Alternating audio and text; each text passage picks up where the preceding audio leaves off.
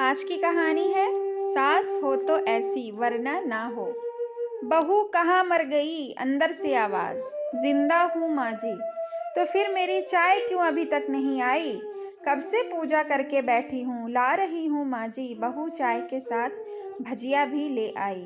सास ने कहा, तेल का खिलाकर क्या मारोगी? बहू ने कहा, ठीक है माँ जी, ले जाती हूँ। सास ने कहा, रहने दे, अब बना दिया है तो खा लेती हूँ। सास ने भजिया उठाई और कहा, कितनी गंदी भजिया बनाई है तुमने। बहू, माँ जी मुझे कपड़े धोने हैं, मैं जाती हूँ। बहू दरवाजे के पास छिपकर खड़ी हो गई। सास भजिया पर टूट पड़ी और पूरी भजिया खत्म कर दी। बहू मुस्कुराई और काम पर लग गई।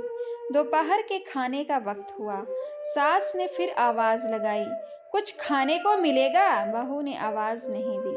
सास फिर चिल्लाई, भूखे मारोगी क्या? बहू आई सामने, खिचड़ी रख दी। सास गुस्से से, ये क्या है? मुझे इसे नहीं खाना, इसे ले जाओ। बहू ने कहा, आपको डॉक्टर ने दिन में खिचड़ी खाने को कहा है, खाना तो पड़ेगा ही। सास मुंह बनाते हुए, हाँ तू मेरी माँ बन जा। बहू फिर मुस्कुराई और चली गई। आज इनके घर पूजा थी। बहू सुबह 4 बजे से उठ गई। पहले स्नान किया, फिर फूल लाई, माला बनाई, रसोई साफ की, पकवान और भोज बनाया। सुबह के 10 बज गए। अब सास भी उठ चुकी थी। बहू अब पंडित जी के साथ भगवान के वस्त्र तैयार कर रही थी। आज ऑफिस की छुट्टी भी थी। उनके पति भी घर पर थे। पूजा शुरू हुई। सास चिल्लाती, बहू ये नहीं है, वो नहीं है। बहू दौड़ी दौड़ी आती और सब करती। अब दोपहर के 3 बज गए थे। आरती की तैयारी चल रही थी। पंडित जी ने सबको आरती के लिए बुलाया और सबके हाथों में थाली दी। जैसे ही बहू ने थाली पकड़ी, थाली हाथों से गिर पड़ी। शायद भोज बनाते हुए बहू के हाथों में तेल लगा था, जिसे वो पोंछना भूल गई थी। सारे लोग तरह तरह की बातें करने लगे। कैसी बहू है, कुछ नहीं आता, एक काम भी ठीक से नहीं कर सकती, न जाने कैसी बहू उठा लाए। एक आरती की थाली भी संभाल नहीं सकी। उसके पति भी गुस्सा हो गए, पर सास चुप रही, कुछ नहीं कहा, बस यही बोल के छोड़ दिया, सीख रही है, सब सीख जाएगी धीरे धीरे। अब सबको खाना परोसा जाने लगा। बहू दौड़ दौड़ के खाना देती, फिर पानी लाती। करीब 70-80 लोग हो गए थे। इधर 2 नौकर और बहू अकेली, फिर भी वहाँ सारा काम बहुत ही अच्छे तरीके से करती। अब उसकी सास और कुछ आस पड़ोस के लोग खाने पर बैठे। बहू ने खाना परोसना शुरू किया। सबको खाना दे दिया गया। जैसे ही पहला निवाला सास ने खाया, तुमने नमक ठीक नहीं डाला क्या? एक काम ठीक से नहीं करती, पता नहीं मेरे बाद कैसे ये घर संभालेगी। आस पड़ोस वालों को तो जानते ही हो ना साहब, वो बस बहाना ढूंढते हैं नुक्स निकालने का। फिर वो सब शुरू हो गए, ऐसा खाना है, ऐसी बहू है, ये वो वगैरह वगैरह। दिन का खाना हो चुका था। अब बहू बर्तन साफ करने नौकरों के साथ लग गई। रात में जगराता का कार्यक्रम रखा गया था। बहू ने भी 1-2 गीत गाने के लिए स्टेज पर चढ़ी। सास जोर से चिल्लाई, मेरी नाक मत कटा देना, गाना नहीं आता तो मत गा, वापस आ जा। बहू मुस्कुराई और गाने लगी। सबने उसके गाने की तारीफ की, पर सास मुंह फुलाते हुए बोली, इससे अच्छा तो मैं गाती थी जवानी में, तुझे तो कुछ भी नहीं आता। बहू मुस्कुराई और चली गई। अब रात का खाना खिलाया जा रहा था।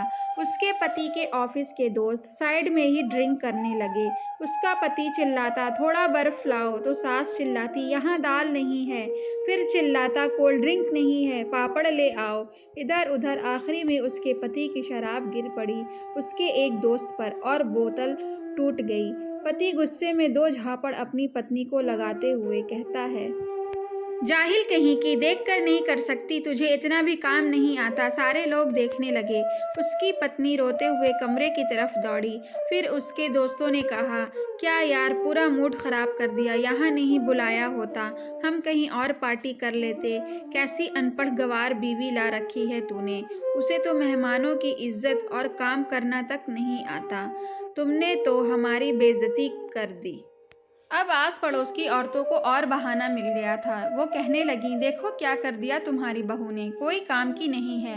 मैं तो कहती हूँ अपने बेटे की दूसरी शादी करा दो, छुटकारा पाओ इस गंवार से। सास उठी और अपने बेटे के पास जाकर उसे थप्पड़ मारा और कहा, अरे नालायक, तुमने मेरी बहू को मारा, तेरी हिम्मत कैसे हुई, तेरी टांग तोड़ दूंगी। उसके बेटे के दोस्त कुछ कहने ही वाले थे कि उसकी माँ ने घूरते हुए कहा, चुप, बिल्कुल चुप, यहाँ दारू पीने आए हो, जबकि पता है आज पूजा है और तुम्हें पार्टी करनी है। कैसे संस्कार दिए हैं तुम्हारे माता पिता ने। और किसने मेरी बहू को जाहिल बोला, ज़रा इधर आओ, चप्पल से मारूंगी अगर मेरी बहू को किसी ने शब्द भी कहा तो। अरे पापी, तूने उस लड़की को बस इसलिए मारा कि तेरी शराब टूट गई।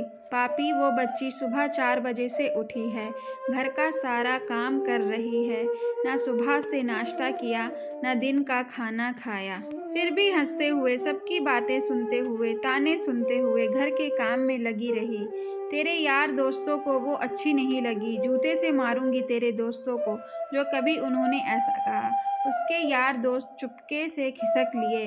अब सास बहू के कमरे में गई और बहू का हाथ पकड़कर बाहर लाई, सबके सामने कहने लगी, किसने कहा था अपनी बहू को घर से निकाल के दूसरी बहू ले आना, जरा सामने आओ।